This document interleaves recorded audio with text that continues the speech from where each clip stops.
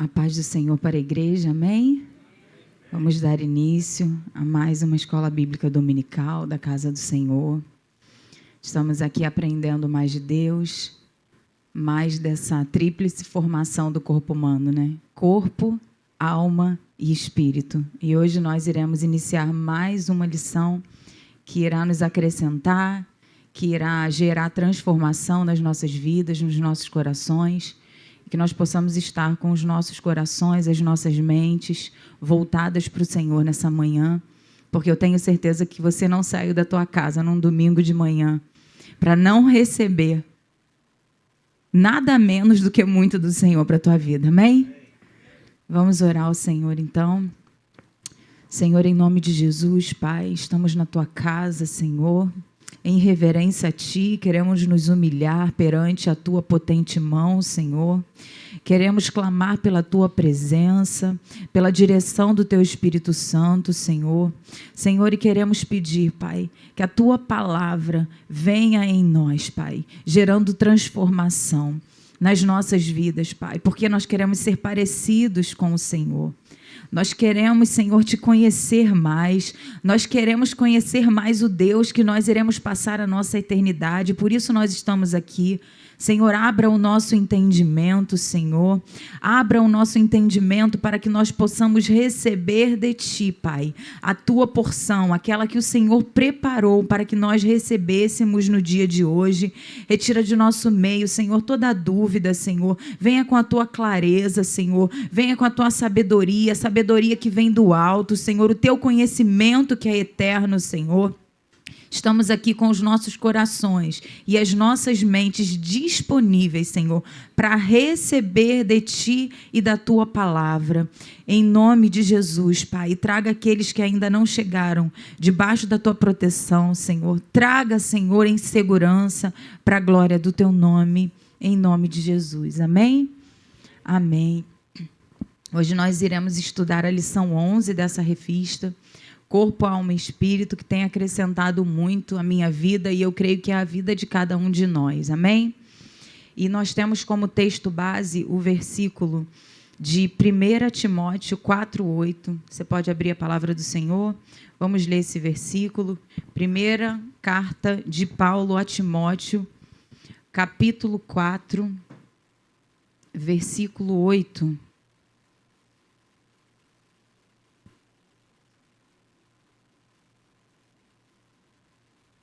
Amém. Os irmãos acharam? Amém. Vamos à leitura.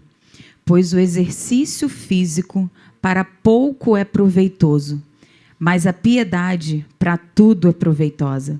Porque a promessa da vida que agora é, porque tem a promessa da vida que agora é e da que há de ser. Amém? Quando nós lemos esse texto, a primeira coisa que nós percebemos, o primeiro ponto que nos salta aos olhos é que existem dois tipos de exercício. Esse versículo fala sobre dois tipos de exercício. E o primeiro exercício é o exercício físico, que Paulo diz que para pouco se aproveita. Então, nós vamos começar entendendo o que Paulo quis dizer com pouco, para pouco é proveitoso. Exercício físico, para pouco se aproveita. Mas pouco se aproveita por quê? O que Paulo quis dizer com pouco se aproveita? Paulo quis dizer que pouco se aproveita porque ele está sendo comparado a algo maior. Esse exercício físico, que ele diz que é pouco proveitoso, ele está sendo comparado com algo maior. Por isso, mais importante, de maior valor. Por isso que o Paulo se referiu ao exercício físico sendo como de pouco proveito. Vou dar um exemplo para elucidar um pouquinho as nossas vidas. Vou fazer uma pergunta essa manhã para os meus irmãos. Ter excelentes condições financeiras é proveitoso para nós e para o bem-estar e para a felicidade da nossa família? Ter excelentes condições financeiras? Sim. É bom, é proveitoso, é muito proveitoso. Agora vamos mudar um pouquinho esse cenário. Mas a gente vai ver que a essência está ali. ter excelentes condições financeiras diante da perda de um familiar, comparado com a perda de uma vida humana, isso é proveitoso? Pouco, né? Quase nada. Vai suprir as necessidades físicas dos outros que ficaram, vai manter o padrão de vida e só. É isso que Paulo quer dizer quando ele se refere ao exercício físico como pouco proveitoso. Se nós fôssemos analisar isoladamente, falando apenas do exercício físico, o exercício físico é proveitoso para o nosso corpo? Sim, é muito proveitoso. É muito proveitoso. Nós temos aqui alguns benefícios do exercício físico para a nossa vida. Ele nos dá disposição, ele nos ajuda no nosso sono, ele nos ajuda no nosso metabolismo, ele controla o nosso peso, né, mulheres? Às vezes a gente precisa, né? Precisa dar uma corrida atrás do prejuízo aí, e o exercício físico nos ajuda a reduzir o nosso peso, a controlar o nosso peso. Ele também melhora o nosso humor, porque quando nós estamos praticando exercícios físicos, nós liberamos hormônios que ajudam no funcionamento, melhor funcionamento do nosso corpo. Enfim, ele nos dá qualidade de vida, ele aumenta a nossa expectativa de vida. E que vida? Paulo se refere a essa vida como a que agora é. Mas, por outro lado, agora nós vamos entender o porquê Paulo disse que era pouco proveitoso. Por outro lado, nós temos a vida que há de vir, que é a nossa vida eterna. É pouco proveitosa porque é temporal. Por isso que o Paulo disse que o exercício físico para pouco é proveitoso, porque ele estava comparando com a vida eterna. Comparado à vida eterna, o exercício físico é pouco proveitoso. Ele compara duas vidas, dois exercícios a duas vidas. Uma vida que é temporal e outra vida que é eterna. Agora nós vamos analisar o outro exercício que Paulo se refere, além do exercício físico. O exercício da piedade. E o que é piedade? O termo piedade, nesse versículo, nós vamos ver a definição. E hoje em dia existe uma confusão muito grande, uma distorção muito grande a respeito da palavra piedade. Hoje em dia, quando a gente pensa em piedade, e esse também era o meu entendimento, né? Quando a gente ouve a palavra piedade, a gente pensa que é ter pena de alguém, você ter piedade de alguém, você ter pena de alguém, você ter compaixão de alguém. Esse significado ele é distorcido, porque no trecho original, no texto original, nesse versículo, a palavra piedade, ela vem do grego eusébia, e significa uma vida de devoção prática, de reverência e respeito a Deus, resultando em conduta santa que agrada ao Senhor. Em cada pensamento e ação. Então, eu gostaria de me ater ao significado de devoção prática. Piedade não é ter compaixão. Piedade é uma devoção prática. Amém? E o que é uma devoção prática? Não é nada mais, nada menos do que o exercício das disciplinas espirituais. Mas o que são disciplinas espirituais? A gente ouve falar tanto, né, de disciplinas espirituais. E o que são disciplinas espirituais? As principais disciplinas espirituais são oração, jejum, leitura da palavra, meditação da palavra. Essas são as principais disciplinas espirituais. E é nelas que nós vamos nos aprofundar nessa manhã. A palavra piedade sugere algo que não é totalmente atrativo. Quando a gente pensa em oração, jejum, leitura e meditação da palavra, não parece ser algo totalmente atrativo. Eu acho que aqui ninguém acorda pensando assim: ai, que vontade louca de jejuar o dia inteiro. Ai, hoje eu acordei com vontade de tirar 5 horas para ler e meditar na palavra de Deus. Ah, hoje eu vou separar 2 horas do meu dia para oração, para me dedicar à oração, porque eu acordei com muita vontade, muita disposição para isso. Existem esses dias que a gente tem mais vontade, mas normalmente as disciplinas espirituais, elas não nos sugerem algo que seja completamente atrativo. É necessário que haja rompimento com a nossa vontade para que nós venhamos a colocar essas disciplinas em prática. Amém? Amém. Tem alguém nervosa aí? Amém. Irmãos, eu iniciei e eu esqueci de agradecer ao Senhor em primeiro lugar. Mas ainda há tempo de me retratar, amém? Amém. O nervosismo é muito grande. A gente sabe da responsabilidade que é estar aqui, falar da bendita e inerrante palavra do Senhor.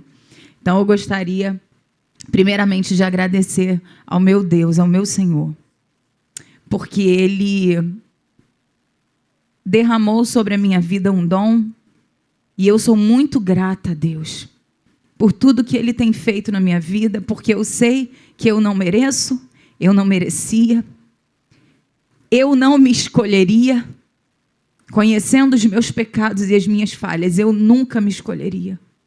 Mas o Senhor me escolheu, o Senhor te escolheu, e por isso eu estou aqui com meu coração grato ao Senhor, cheia de temor também diante dEle.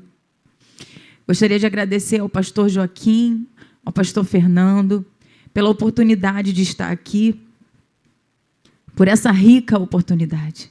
Eu me sinto muito honrada, eu me sinto muito privilegiada de estar aqui. Eu não poderia deixar de agradecer.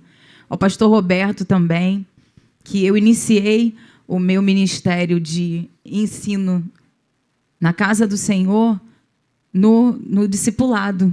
Então, agradeço também muito a ele pela oportunidade. Queria agradecer aos meus irmãos. Eu sei que essa aula aqui foi anunciada, foi divulgada. O pastor Joaquim, o pastor Anderson, pediram que a igreja ficasse em oração pela minha vida, e isso é algo muito precioso. Saber que, enquanto eu estudava, existia um exército de intercessores pela minha vida. E eu glorifico muito ao Senhor por cada carinho, por cada palavra que eu recebi dos meus irmãos, trazendo encorajamento e testificando, né, aquilo que o Senhor tem entregado por graça e misericórdia. Amém? Muito obrigada, irmãos. Então, vamos dar prosseguimento aqui. E quando nós falamos de disciplinas espirituais, nós vemos que Jesus é o nosso maior exemplo. Não existe ninguém que nos deu melhor e maior exemplo do que o nosso Senhor Jesus. E Ele nunca nos pediria algo que Ele antes não tivesse feito, que Ele antes não tivesse executado, para nos dar exemplo, para nos ensinar, para nos mostrar como é que se faz isso na prática.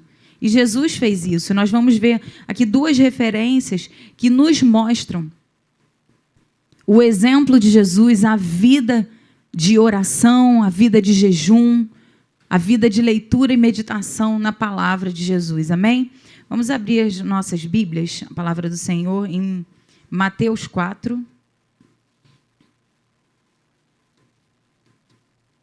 Versículo 1 e 2.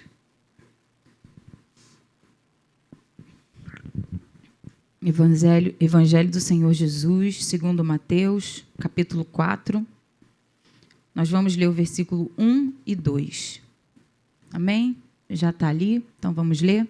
A seguir foi Jesus levado pelo Espírito ao deserto para ser tentado pelo diabo. E depois de jejuar 40 dias e 40 noites, teve fome. Amém? Então nós vemos que o jejum de Jesus não era um jejum café com leite que a gente costuma fazer, né? O jejum de Jesus era uma coisa séria, era algo sério, era algo grandioso. Você imagina jejuar 40 dias e 40 noites. Mas o Senhor nos deu exemplo. Eu conheço pessoas que já falaram que jejuaram períodos longos, mas não é fácil. Nós nos abdicarmos do alimento, daquilo que é proveitoso para o nosso corpo, que sustenta o nosso corpo, para nos dedicar à oração e à leitura da palavra. Porque o jejum, ele é isso. O jejum, nós estamos abrindo mão da nossa alimentação para nos dedicarmos à palavra, para nos dedicarmos à oração. Porque o jejum sem oração, ele é só uma dieta.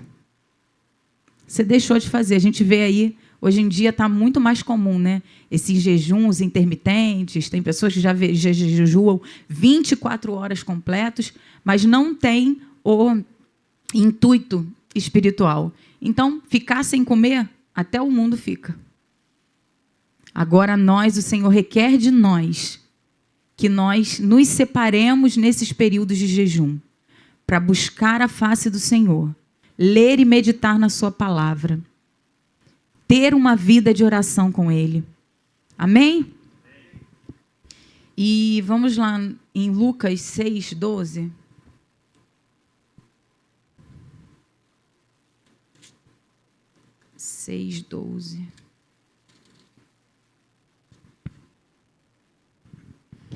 Naqueles dias retirou-se para o monte a fim de orar e passou a noite orando a Deus. Então aqui nós vemos que Jesus ele se retirou intencionalmente de onde ele estava, ele se dirigiu intencionalmente para o monte com a finalidade de orar. E a palavra diz que ele passou a noite toda orando a Deus. Volto a dizer,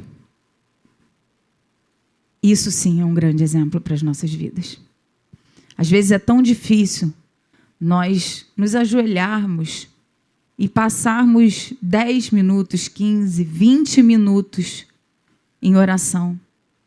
A gente já se sente, já parece que já passou tempo demais. Quando você não tem o hábito, quando você não se disciplina, parece ser um período longo, uns minutos parecem uma eternidade, mas a Bíblia diz que Jesus passou a noite orando a Deus. E eu tenho certeza que essa noite inteira passou muito rápido. Porque o Senhor Jesus, Ele não, como é que eu vou te explicar? Ele não desprezava, Ele não desperdiçava a presença do Pai. Então, eu creio que essa noite de oração que ele passou orando, passou muito rápido. E que nós venhamos a aprender com o nosso maior exemplo. Amém? Vamos à revista. Nós já lemos o texto áureo. Agora nós vamos ver a verdade prática. As disciplinas espirituais são necessárias para o fortalecimento do espírito, assim como os exercícios físicos para a estrutura óssea e muscular. Então, aqui nós vemos que o exercício físico é bom para o corpo e o exercício espiritual, ele é bom para o espírito. E como nós nos exercitamos espiritualmente? Como nós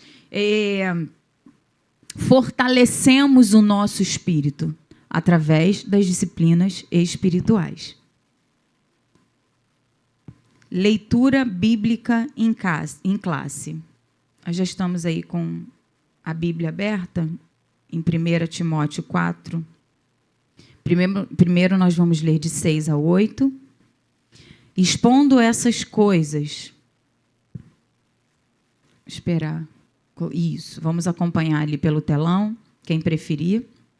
De 6 a 8. Expondo essas coisas, irmãos, serás bom ministro de Cristo Jesus, alimentado com as palavras da fé e da boa doutrina que tens seguido. mas rejeita as fábulas profanas e de velhas caducas. Exercita-te pessoalmente na piedade. Olha o exercício que aqui Paulo está sugerindo. Exercita-te pessoalmente na piedade. E nós já entendemos que piedade não é ter compaixão. Piedade não é ter pena. Piedade é uma vida de devoção através das disciplinas espirituais. Então, o que Paulo está dizendo aqui é isso. Exercita-te pessoalmente na piedade. Exercita-te pessoalmente, podemos até substituir para melhor entendimento aqui. Exercita-te pessoalmente na devoção prática. Exercita-te pessoalmente nas disciplinas espirituais. Pois o exercício físico para pouco é proveitoso, mas a piedade para tudo é proveitosa, porque tem a promessa da vida que agora é e tem a promessa da vida que há de vir. Por isso que o exercício da piedade, ele é superior. E comparado a ele, o exercício físico é pouco proveitoso, porque nós temos proveito para a vida que agora é e para a vida que ainda há de vir. Agora nós vamos ler o versículo 13 de 1 Timóteo 4, versículo 13 a 16. Até a minha chegada, aplica-te à leitura, à exortação, ao ensino. Não te faças negligente para com o dom que há em ti, o qual te foi concedido mediante profecia, com a imposição das mãos do presbitério. Medita essas coisas e nelas sê diligente, para que o teu progresso a todos seja manifesto.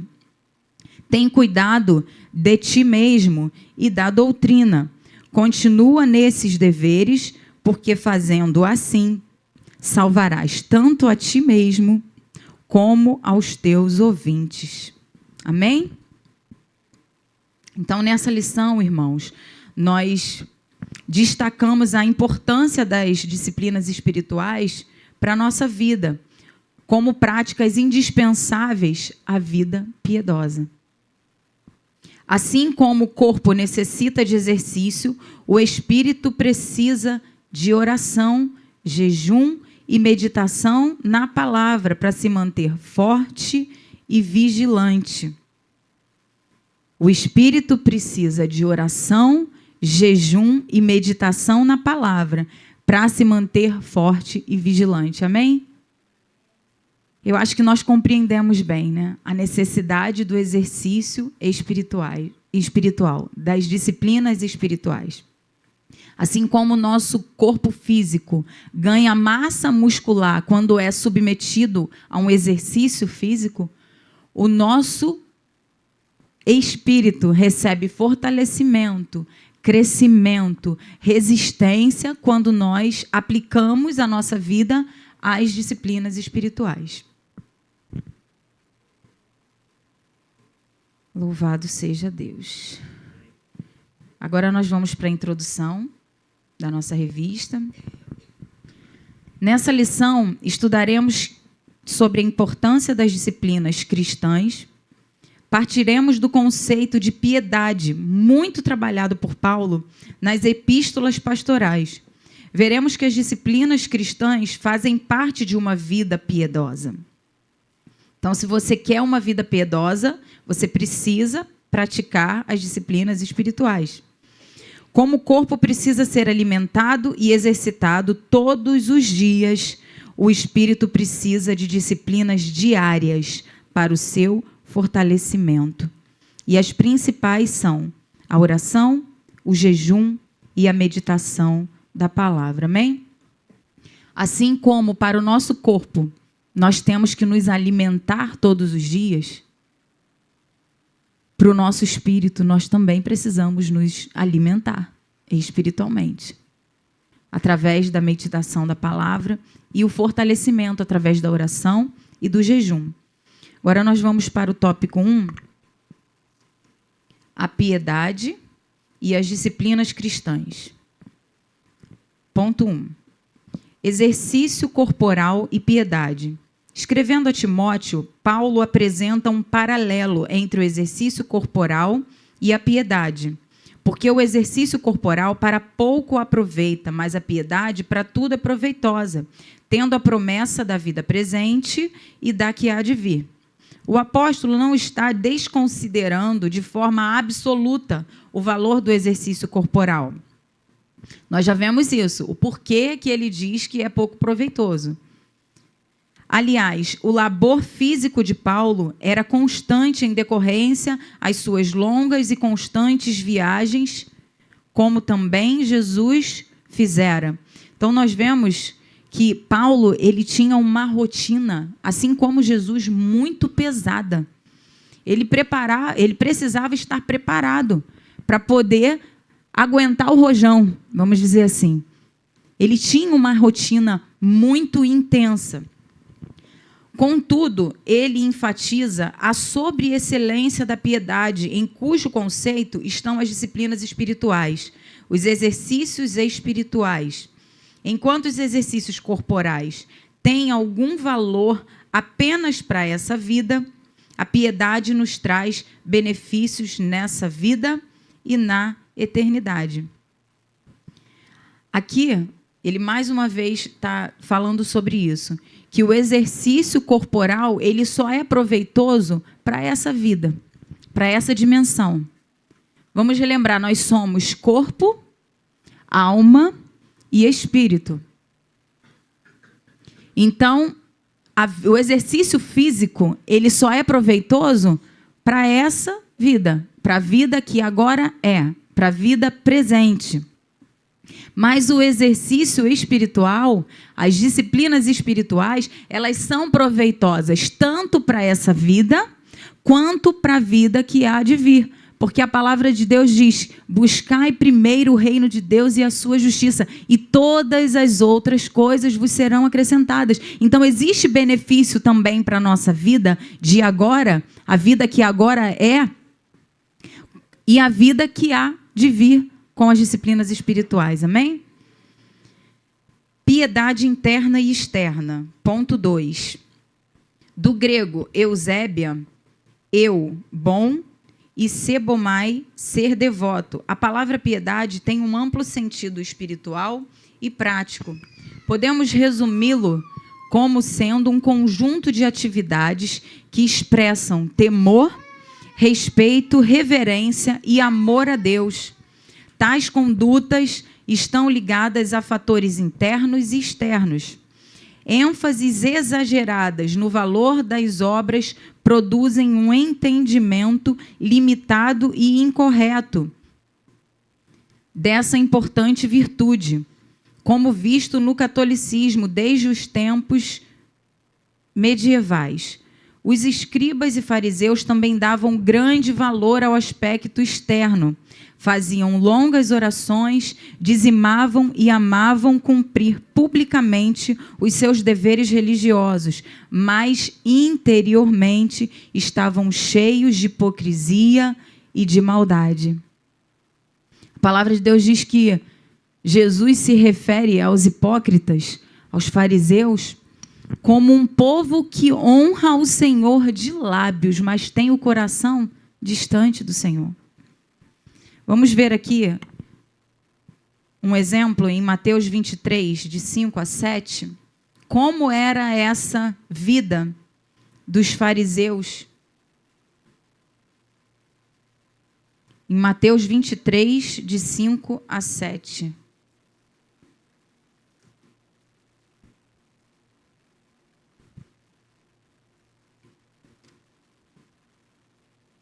Não adianta nós fazermos algo para sermos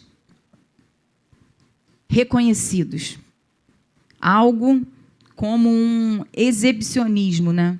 Então, vamos lá. Mateus 23, de 5 a 7.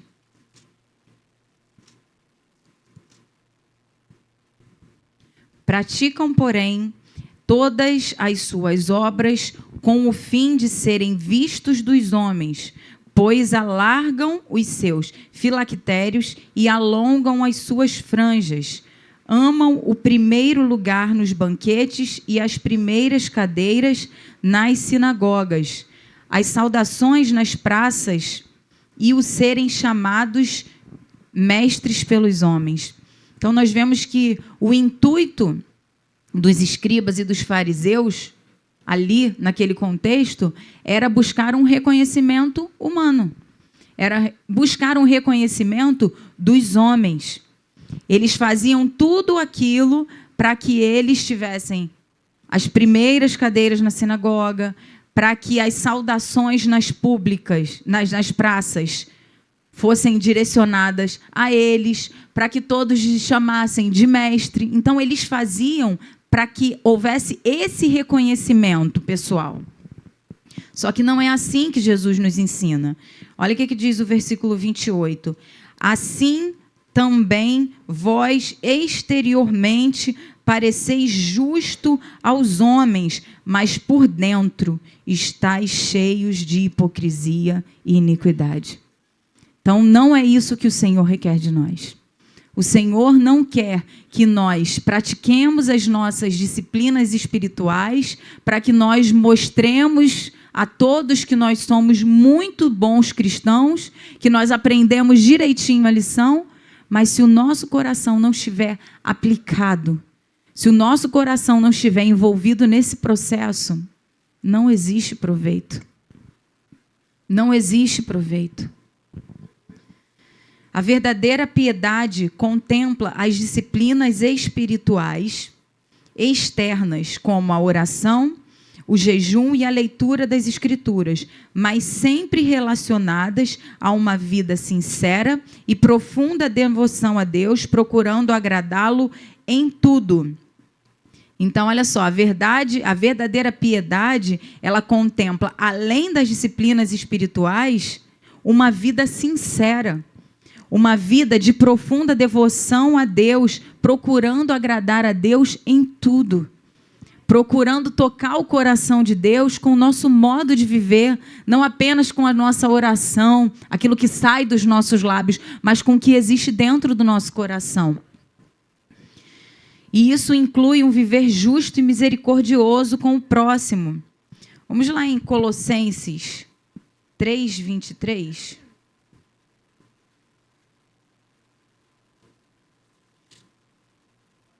Colossenses 3:23.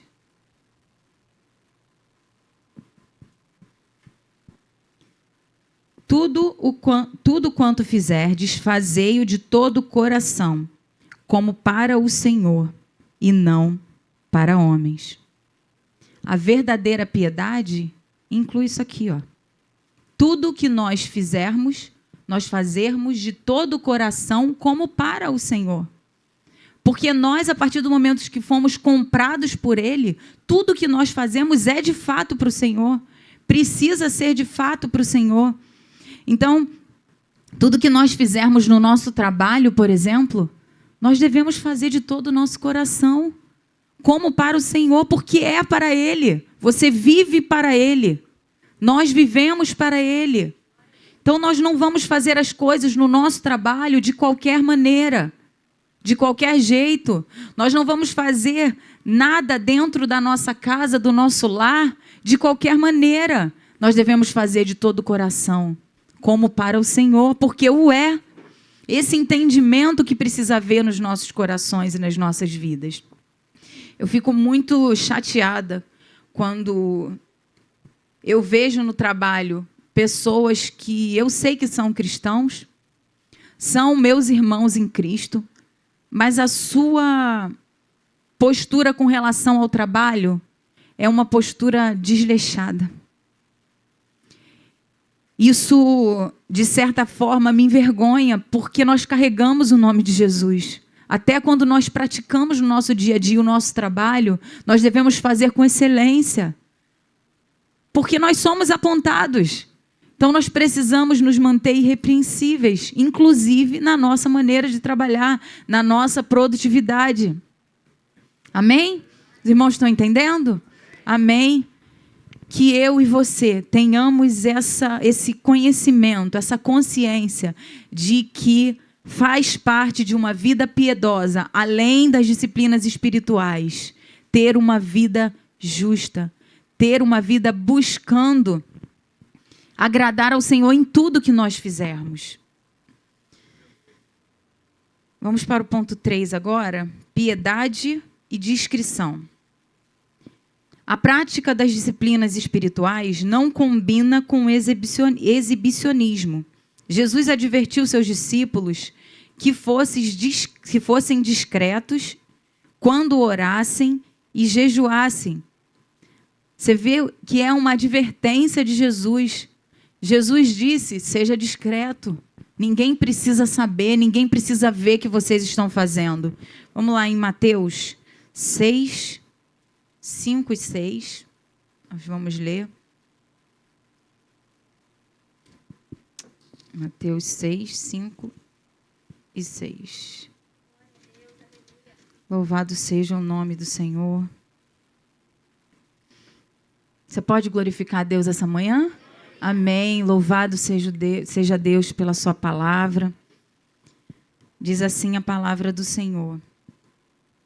E quando orardes, não sereis como os hipócritas, porque gostam de orar em pé nas sinagogas e nos cantos das praças, para serem vistos pelos homens. Em verdade vos digo que eles já receberam a recompensa. Tu, porém, quando orares, entra no teu quarto e fecha a porta. Orarás a teu pai que está em secreto, e o teu pai que vê em secreto te recompensará. Então, nós vemos aqui o interessante é que Jesus disse, quando orardes, Jesus não disse, se orardes, façam dessa maneira. Jesus disse, quando orardes. Então, já parte de um pressuposto de que é um hábito que nós precisamos ter. Já faz parte, precisa fazer parte da nossa vida, porque Jesus disse, quando orardes, para Jesus não existe a possibilidade de não orarmos, mas ele diz, quando orardes, quando vocês estiverem fazendo algo que vocês precisam fazer, vocês orem dessa maneira. E aqui diz que aos hipócritas, Jesus diz, em verdade vos digo que eles já receberam a sua recompensa. Então, quando eles oram de pé nas sinagogas para serem vistos pelos homens, eles são vistos. A recompensa deles é essa. E a recompensa deles se resume, vamos voltar lá no início, a recompensa deles se resume à vida que agora é. Se é recompensa de homem que ele quer, ele já recebeu, mas recebeu para essa vida que há de vir. E Jesus disse, mas é aqui mais à frente. Vamos ler também no versículo 16. Quando jejuardes, da mesma maneira que Jesus disse, quando orardes, ele disse, quando jejuardes, o jejum e a oração é obrigação nossa. Precisa fazer parte da nossa rotina. Então Jesus disse, quando jejuardes, não vos mostreis contristados, como os hipócritas, porque desfiguram o rosto, com o fim de parecer aos homens que jejuam. Então, você vê que o tempo todo eles fazem algo para mostrar para os homens. Em verdade vos digo que eles já receberam a recompensa. Recompensa para quando? Para a vida que agora é. Tu, porém, quando jejuardes, não unge a cabeça e lava o rosto, com o fim de não parecer aos homens que jejuas, e sim ao Pai em secreto. E o teu Pai que vem em secreto te recompensará. Te recompensará quando? Na vida que agora é e na vida que há de vir. Amém? Vocês perceberam a diferença? Quando nós oramos segundo a orientação do Senhor, nós recebemos a nossa recompensa aqui também, porque nós temos resposta das nossas orações, nós temos o agir de Deus a favor das nossas vidas, e nós recebemos uma recompensa que é eterna, que vai além dessa vida que agora é. Então, é muito mais rico, porque olha só o que Olha o contraste. Primeiro, os hipócritas, eles ficam contristados, eles desfiguram o seu rosto para parecer, a fim de parecer. Então, aquele semblante caído, ai, coitado de mim, estou jejuando, sou tão crente, sou tão espiritual, olha só como é que eu estou abatido, olha as minhas olheiras. Então, eles fazem a fim de parecer. Mas olha a diferença que está aqui no versículo 18. Com o fim de não parecer aos homens que jejuas, nós devemos fazer o quê? Ungir a cabeça e lavar o rosto.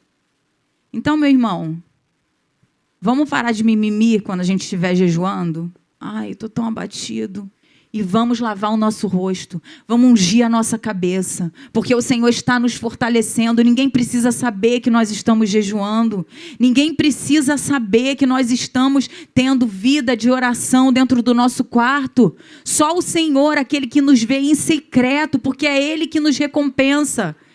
Porque Jesus disse, com o fim de não parecer, porque quem é não parece, não precisa querer parecer. Quem é. Quem é de verdade não precisa parecer ser. Os hipócritas, eles eram assim, eles queriam parecer porque na verdade eles não eram, mas quem é não precisa parecer. E eu e você, nós somos, amém? Amém, nós somos. Glória a Deus. Aleluia, Jesus. No versículo 16 a 18 a gente já leu, né? Então vamos prosseguir na revista. Quanto ao jejum, aconselhou ações concretas para não dar sinais de estar jejuando. Quando jejuares, unja a cabeça e lava o rosto, para não parecerdes aos homens que jejuais. Nós acabamos de ler. O que dizer dos que proclamam seus jejuns, inclusive nas redes sociais?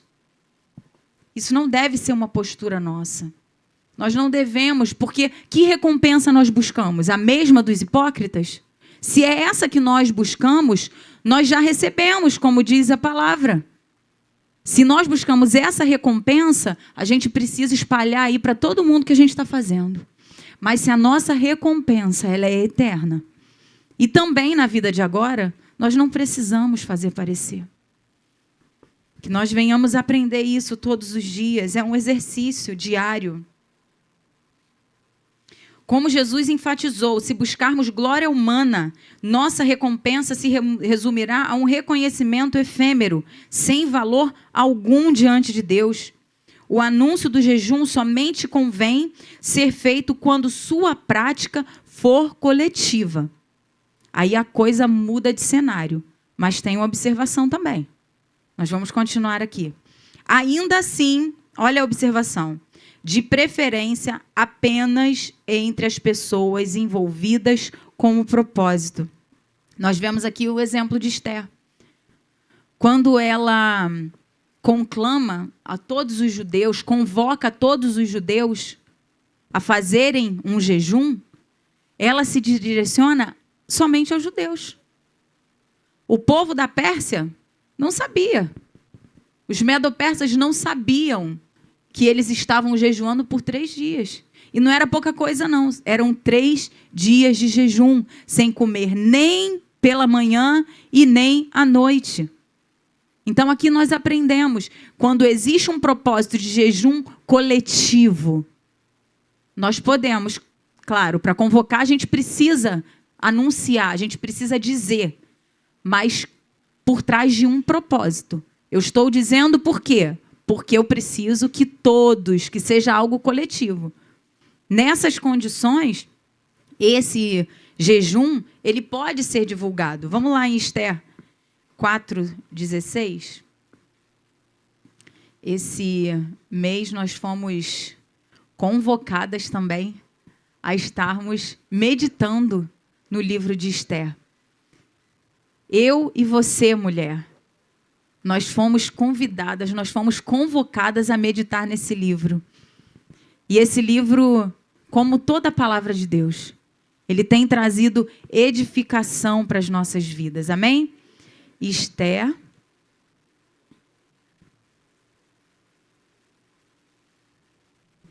Vou ler ali, já está ali.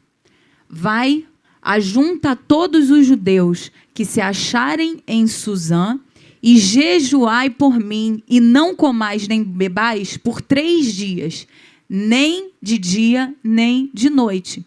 Então, quando existe o objetivo coletivo de um jejum, ele é proclamado. Mas para aquela classe restrita. São só os judeus? Então, só os judeus precisam saber que nós estaremos em jejum. Amém? Vou ler um comentário aqui. A graça da disciplina. O homem que sabiamente se disciplina para a santificação compreende a necessidade de priorizar e orar, de ser realista e confiável, e que a falha faz parte do sucesso, mas esse ímpeto vem de entender a graça. Tudo em sua vida parte da graça de Deus. Sola gratia, apenas a graça. É um dos 5 solas da Reforma Protestante. Só a graça. Então, aqui o que está dizendo? Que a falha, ela faz parte do processo. Nós não somos perfeitos. Estamos em busca, caminhando em direção à estatura do varão perfeito, como diz Efésios 4:13. Nós estamos caminhando. Então, na nossa vida diária, na nossa rotina de cristã, as disciplinas espirituais, a gente vai aplicar. Só que, por momentos, a gente vai falhar. E se nós falharmos, a palavra do Senhor diz que nós somos salvos pela graça, mediante a fé, não por obras. Não é porque você um dia não conseguiu se separar, você vai perder a sua salvação por isso. Só que a gente precisa ficar atento a uma coisa, isso precisa ser uma exceção. Isso não é uma regra. Isso não é uma regra. Não é um dia. Não é porque um dia eu não me separei para orar e meditar na palavra, fazer o nosso devocional. Não é porque um dia nós não conseguimos. Às vezes tem vários motivos de saúde, e às vezes a gente falha. A gente tem que buscar o alvo, a perfeição, mas por alguns momentos nós falhamos. E nós precisamos saber também lidar com essas falhas. E precisamos entender que isso não é uma regra. Então, não é porque eu não consegui fazer o meu devocional, ter o meu momento de oração com o Senhor, de meditação da palavra, num dia, eu vou chutar o balde e para o resto da semana eu também não vou fazer. Sabe aquela coisa? Eu já não fiz hoje mesmo? Segunda-feira eu retomo. A gente faz isso muito com exercício físico, né? A gente pensa assim, eu não fui essa semana. Segunda eu começo. É sempre segunda, né? Segunda eu começo. Então, na nossa vida devocional, às vezes a gente quer aplicar isso também. Eu não fiz hoje porque eu tive uma dificuldade com a saúde, meus filhos, e não fiz. Então, essa semana toda, eu vou chutar o balde, na segunda-feira eu recomeço. Não, nós precisamos nos lembrar que isso não é uma regra, isso é uma exceção. Não é porque eu não jejuei a primeira semana do mês que eu vou deixar de jejuar as próximas semanas. Só no mês que vem eu vou jejuar. Não, o jejum também precisa ser um hábito. Então, não é porque eu não jejuei na primeira semana, estamos na primeira semana de março, não é porque nós não jejuamos essa semana que a gente vai ficar o mês de março inteiro sem aplicar essa disciplina espiritual à nossa vida. Precisamos nos lembrar, não é regra, vou repetir, é exceção. Você pode repetir comigo? Não é regra, é exceção. Amém. Fui salvo pela fé para as boas obras. Então, quando nós falhamos na nossa vida devocional, nós não devemos ter o peso, eu vou perder a minha salvação porque eu falhei. Não. Porque nós fomos salvos pela graça, mediante a fé. Nada que nós fazemos, não é o nosso devocional diário que nos salva, que nos torna salvos. Não é isso. Isso é parte importante para a nossa santificação, para a nossa comunhão com o Senhor. Mas não é isso, não é esse momento de falha. Vou deixar claro aqui que eu estou analisando esse momento de falha. Não é regra, é exceção. Para que não haja um mal entendimento aqui. Não é porque essa falha aconteceu que eu vou achar que eu vou perder a minha salvação. Porque eu não fui salvo porque eu oro. Eu não fui salvo pelas obras. Eu fui salvo pela fé para as boas obras, que de antemão o Senhor já preparou para nós.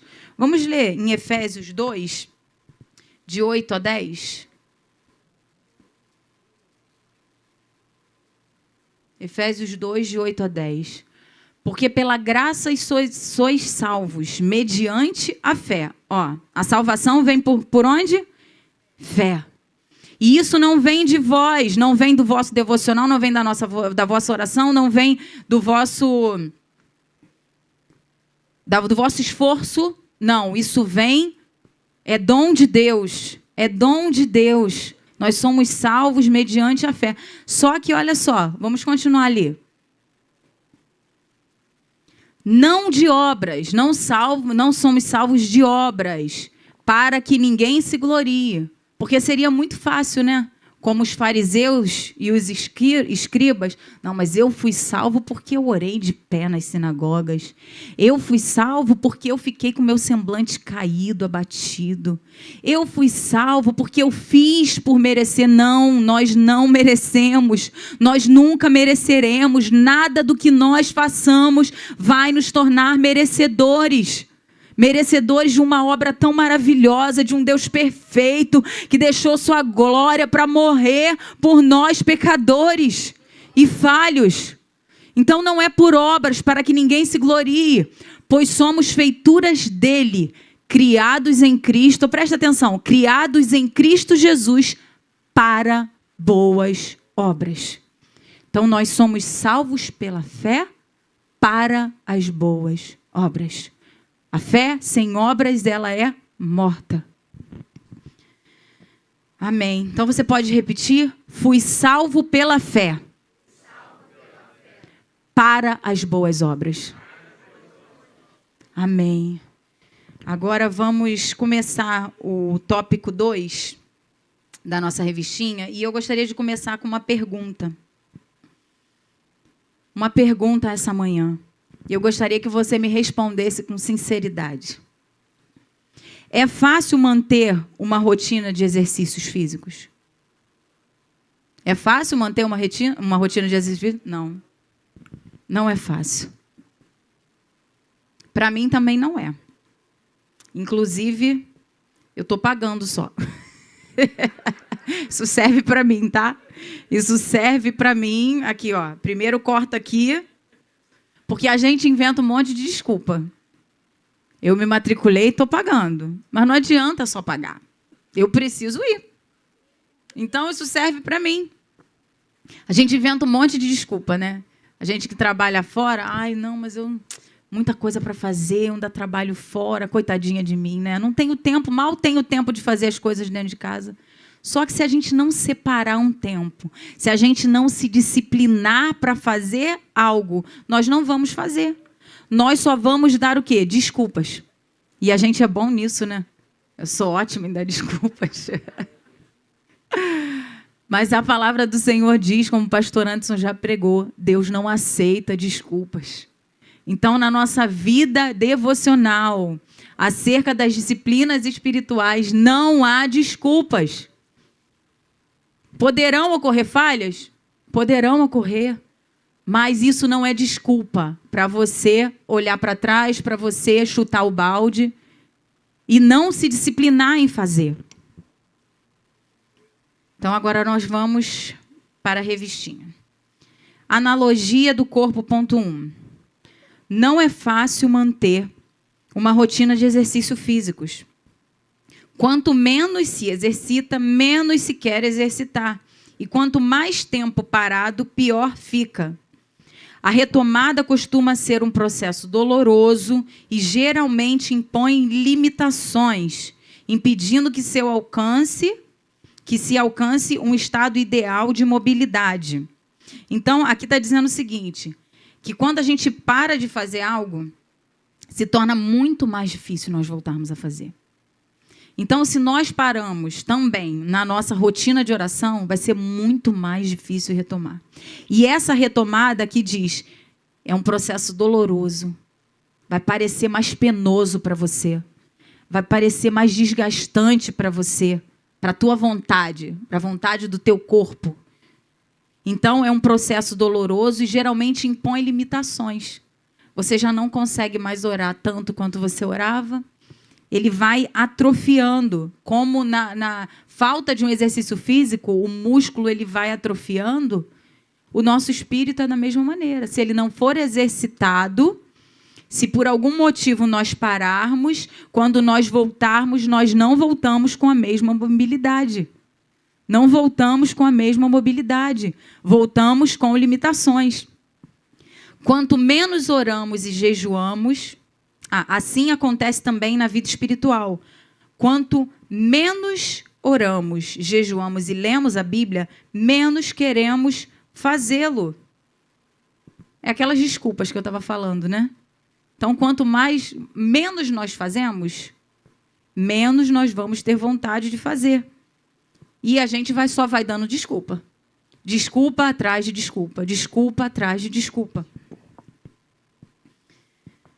E a vida espiritual vai se enfraquecendo. Os movimentos vão se tornando mais lentos e curtos.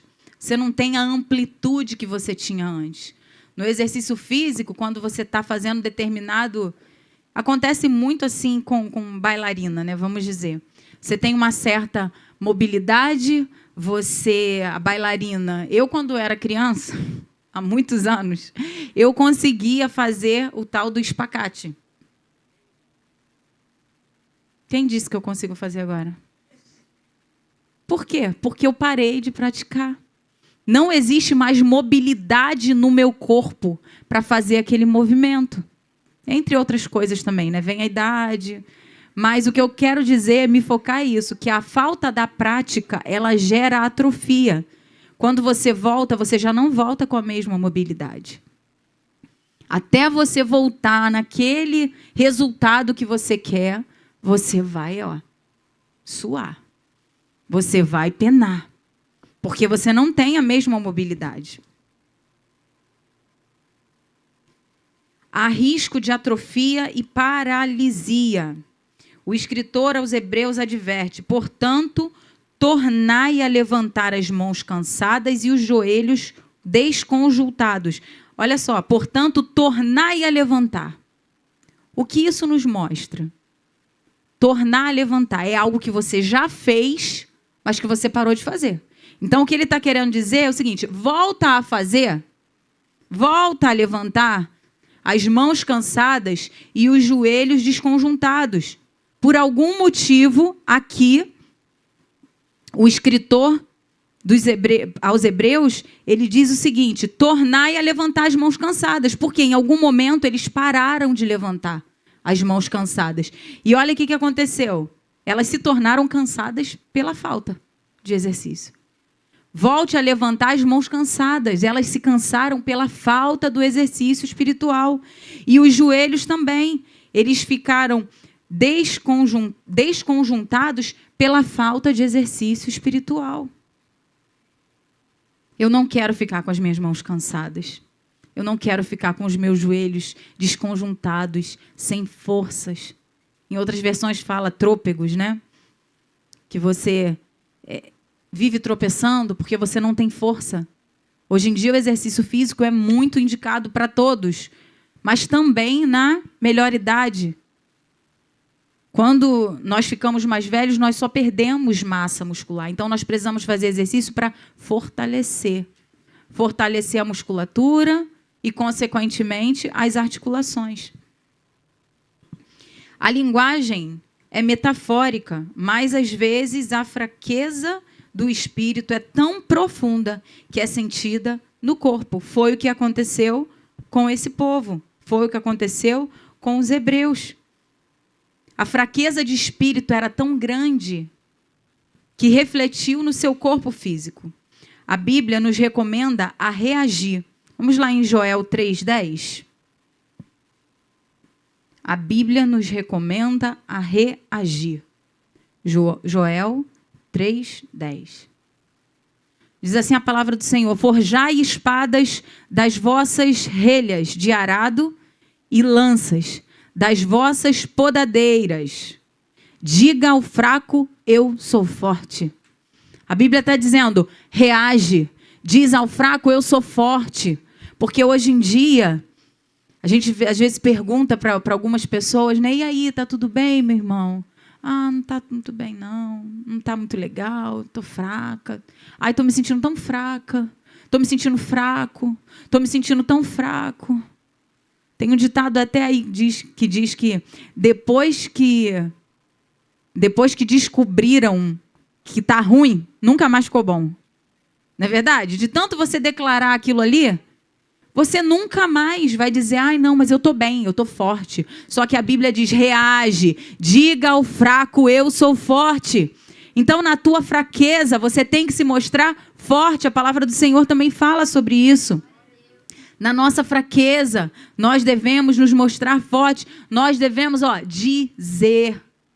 Existe poder, existe um poder criativo nas nossas palavras.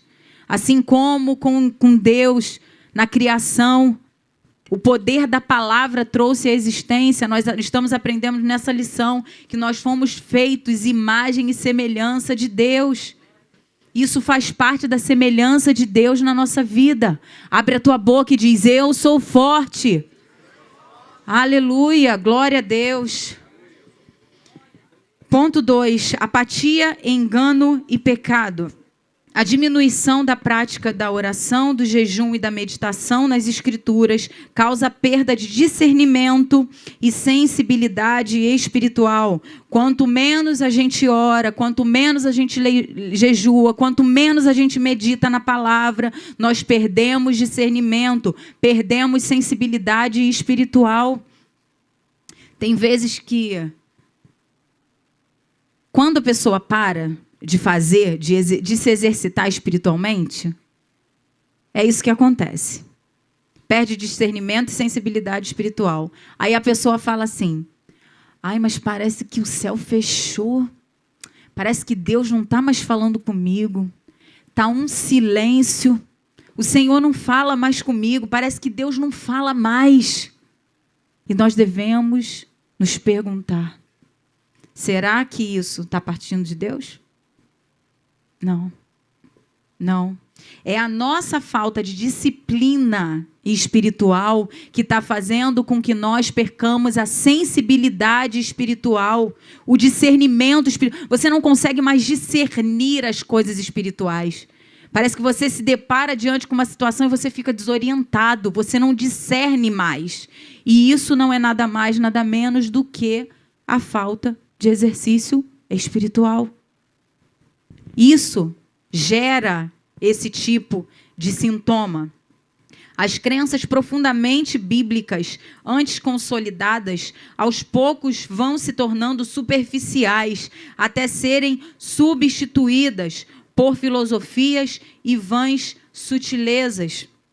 Por falta das disciplinas espirituais, nós perdemos a profundidade bíblica. Nós perdemos valores essenciais e eles são substituídos por filosofias e vãs sutilezas. Por que o povo é enredado por filosofias e vãs sutilezas? Pela falta de disciplina espiritual. Por falta de conhecimento da palavra, diz o Senhor. Meu povo está sendo destruído porque lhe falta conhecimento. E o conhecimento ele é adquirido através das disciplinas espirituais, pelo Espírito, mas na busca da leitura da palavra, na meditação da palavra. Então, essas filosofias e vãs sutilezas, elas normalizam o que antes era pecado. Nós vemos na vida de muitos que se dizem cristãos isso acontecer. Pecados que antes eram considerados pecados, agora já não são mais pecados. Precisamos abrir os nossos olhos espirituais. Precisamos não negligenciar essas disciplinas espirituais para a nossa vida. Cristãos e igrejas são dominados pelo secularismo e ideologias de perversão e passam a ser conduzidos por princípios e valores do presente século. Vamos lá em 2 Pedro 2, de 1 a 3.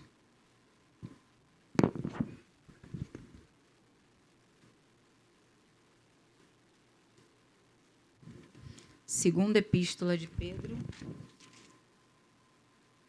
capítulo 2, de 1 a 3. Despojando-vos, portanto... Perdão, irmãos. Estou em 1 Pedro. 2 Pedro, de 1 a 3. Assim como no meio do povo surgiram falsos profetas, assim também haverá entre vós falsos mestres, os quais introduzirão dissimuladamente heresias destruidoras, até ao ponto de renegarem o soberano Senhor, que os resgatou, trazendo sobre si mesmo repentina destruição. Olha o reflexo da nossa falta de exercício espiritual. Trazendo sobre si mesmos repentina destruição. E muitos seguirão as suas práticas libertinas. E por causa deles será infamado o caminho da verdade. Também, movidos por avareza, farão comércio de vós com palavras fictícias.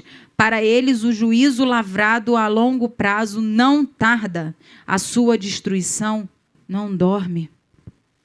Então, muitos do povo de Deus têm sido levados por falta de conhecimento, por falta de alicerce bíblico, por falta de disciplinas espirituais. Como estão as nossas disciplinas espirituais pessoais e congregacionais? Ponto 3, da teoria prática. Muito mais que teoria, as disciplinas espirituais, elas devem ser praticadas por todo cristão. Reservar um tempo no início do dia para oração e meditação nas Escrituras é fundamental. Sempre que possível, repetir a disciplina ao longo do dia, ainda que em momentos curtos. Já de noite, concluídas as tarefas cotidianas, voltar à leitura da Bíblia e à oração. Aí você pode perguntar, olha, essa revista, acho que ela está exagerada. Início do dia, ao longo do dia e à noite. Eu acho que essa revista está pegando pesado, né? Tudo isso?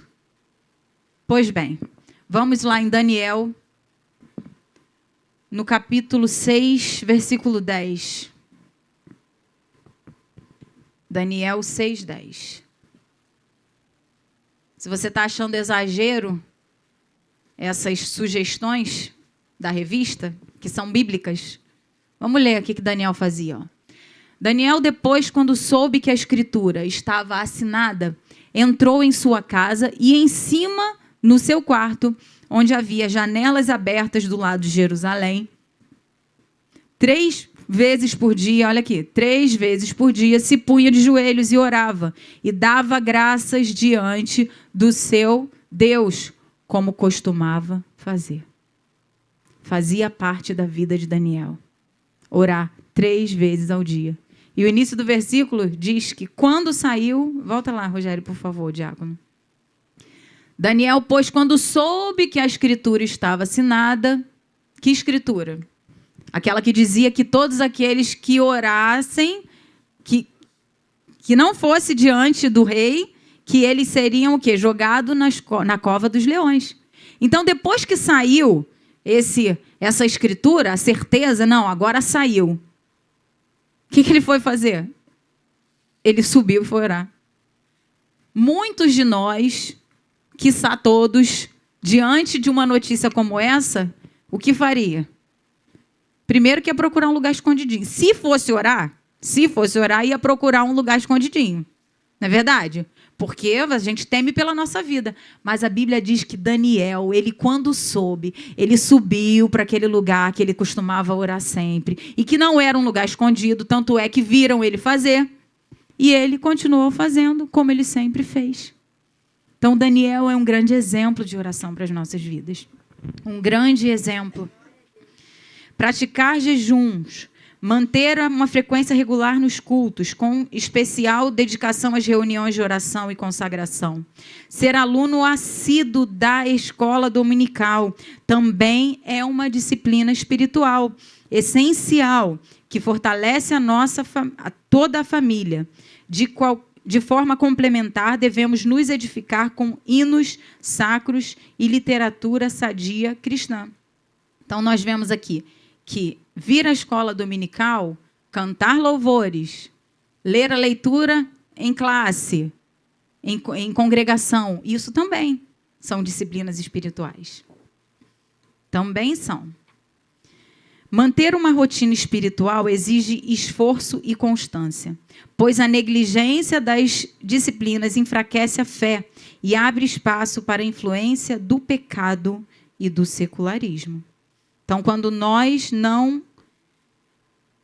negligenciamos essas disciplinas espirituais tão importantes e vitais para nós, nós enfraquecemos na fé, nós ficamos mais vulneráveis, nós nos tornamos presas fáceis. Quando nós não estamos aplicados, nós já lemos, somos levados por filosofias e vãs sutilezas. Nós somos enredados por falsos profetas, por falsos mestres. Nós ficamos mais vulneráveis ao pecado. Nós nos tornamos presa fácil de Satanás. Vamos lá no tópico 3. Vamos iniciar esse tópico. E vulneráveis. O diabo que não brinca de ser diabo, ele vai aproveitar, não é verdade? Então, vamos lá. Tópico 3. As disciplinas e a luta espiritual. Ponto 1. As astúcias do maligno.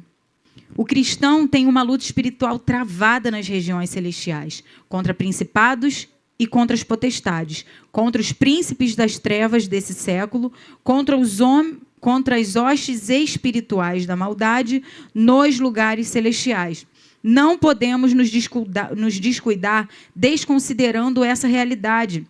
O inimigo é astuto e vive engendrando ciladas. Seu intento constante é nos atingir e produzir terríveis danos a nosso espírito, alma e corpo. De igual forma, quer atingir os que nos são queridos, principalmente a nossa família. Vamos lá em 1 Pedro 5, 8 e 9. 1 Pedro 5.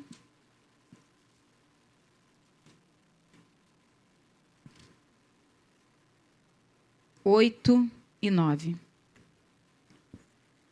Diz assim a palavra do Senhor: sede sóbrios e vigilantes. O diabo, vosso adversário, anda em derredor, como leão que ruge, procurando alguém para devorar. Resisti-lhes firmes na fé. Como? Através das disciplinas espirituais. Certos de que sofrimentos iguais aos nossos estão se cumprindo na vossa irmandade espalhada pelo mundo. Isso não é brincadeira. O Senhor diz: sede sóbrios e vigilantes. Isso não é brincadeira. O diabo não brinca de ser diabo. E tem muito crente brincando de ser crente. Será que eu e você vamos pensar que o diabo vai ter misericórdia de nós diante de uma queda? Diante de um vacilo? Diante de uma falta de disciplina? Diante de uma negligência a uma ordenança de Deus? Não, ele não terá. Por isso, Pedro aqui adverte: sede sóbrios e vigilantes. O diabo, ele está procurando o tempo todo a quem tragar. O tempo todo. Então, nós precisamos estar vigilantes, sim. Vamos voltar para a revista. Por isso, perseverar, nas disciplinas espirituais é essencial. Precisamos viver em constante comunhão com Cristo, orando em todo tempo, com toda oração e súplica no Espírito. Ele tem vida abundante para nos dar e pode nos guardar do inimigo. Ninguém pode nos arrebatar das mãos do Senhor, amém? Quem é do Senhor, as ovelhas do seu pastoreio, ninguém pode arrebatar de suas mãos. Mas nós precisamos estar nas mãos certas. E como nós estamos na mão de Deus? Como? Como nós não saímos? Porque às vezes o Senhor ele nos coloca em suas mãos, porque Ele é um Pai de amor. Mas às vezes nós mesmos que tentamos pular, nós mesmos tentando sair. E às vezes nós conseguimos. Porque a gente precisa buscar estar nesse lugar, nessa mão protetora, de onde ninguém pode nos arrebatar, de onde o inimigo não pode nos tocar. Não pode nos tocar. Ponto 2. Evitando as distrações. Sabedores do quanto as disciplinas espirituais são indispensáveis para uma vida cristã vitoriosa, devemos nos apegar a elas, agindo com prudência na administração do nosso tempo. Para isso, é preciso evitar as distrações, das quais atualmente o celular é a principal. Tem se tornado uma compulsão acessar as redes sociais, ver as mensagens do WhatsApp, abrir o Instagram ou o Facebook, ou assistir a um vídeo no YouTube.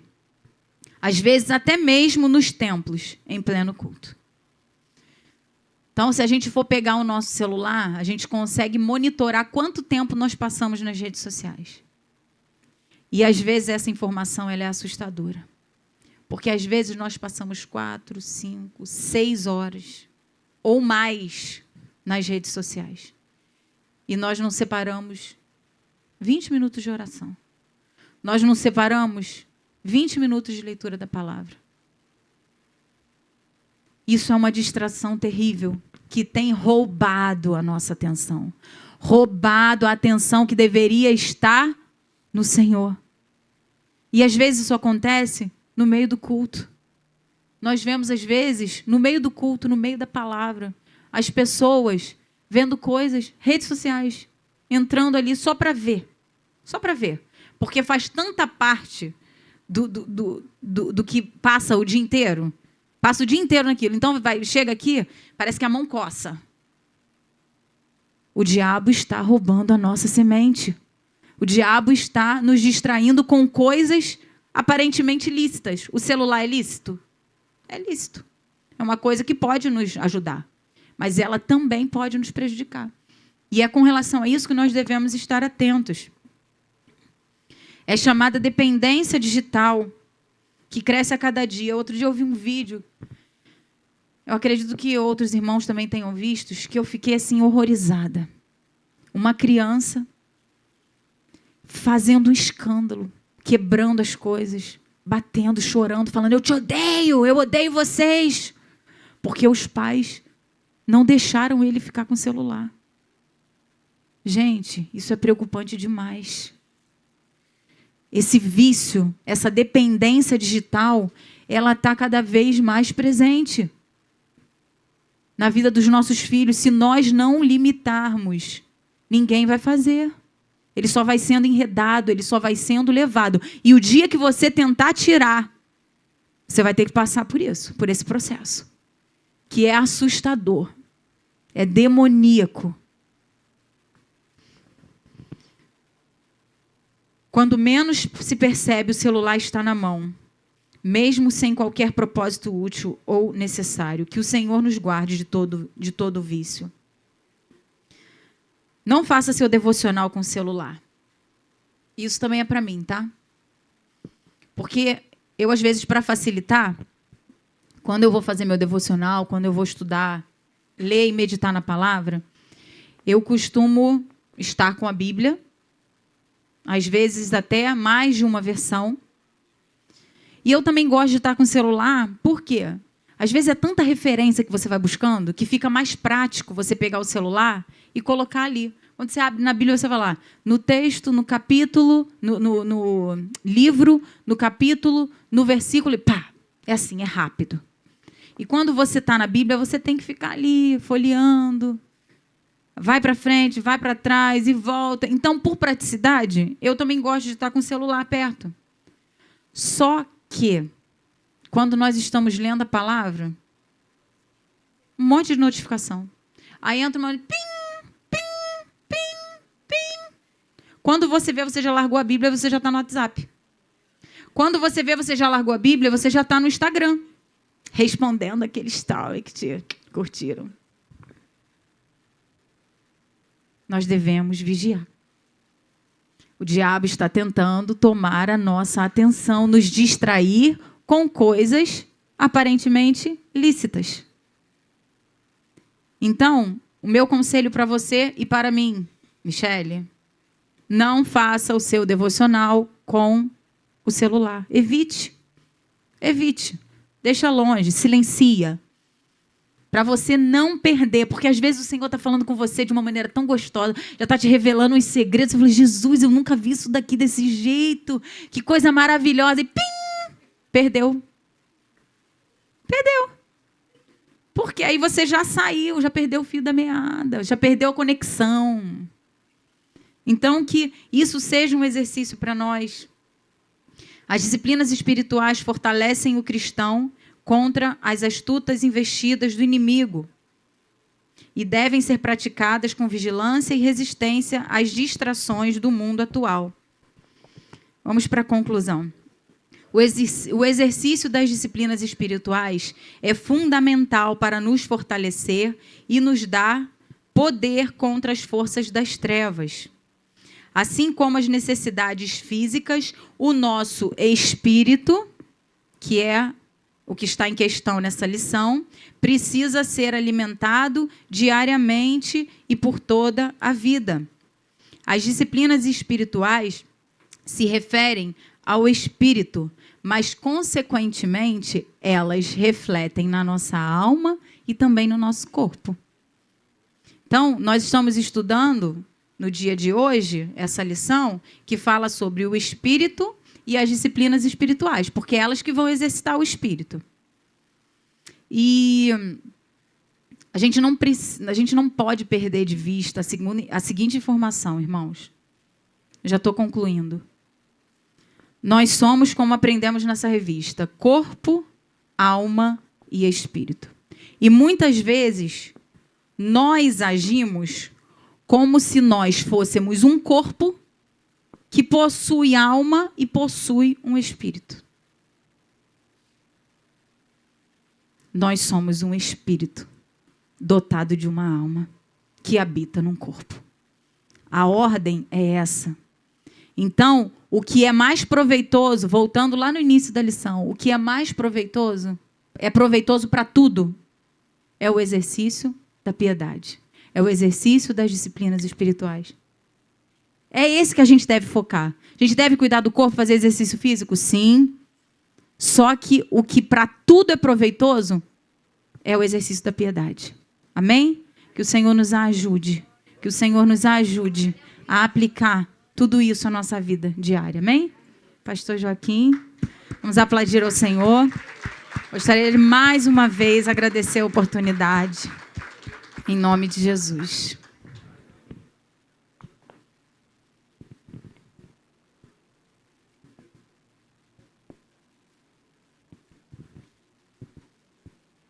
Aleluia, precisávamos desse reforço, né? As irmãs agora fiquem atentas, hein? Vamos pendurar a chuteira aí dos homens e vamos deixar as irmãs trabalhando. Parabéns, Michele. Deus te abençoe.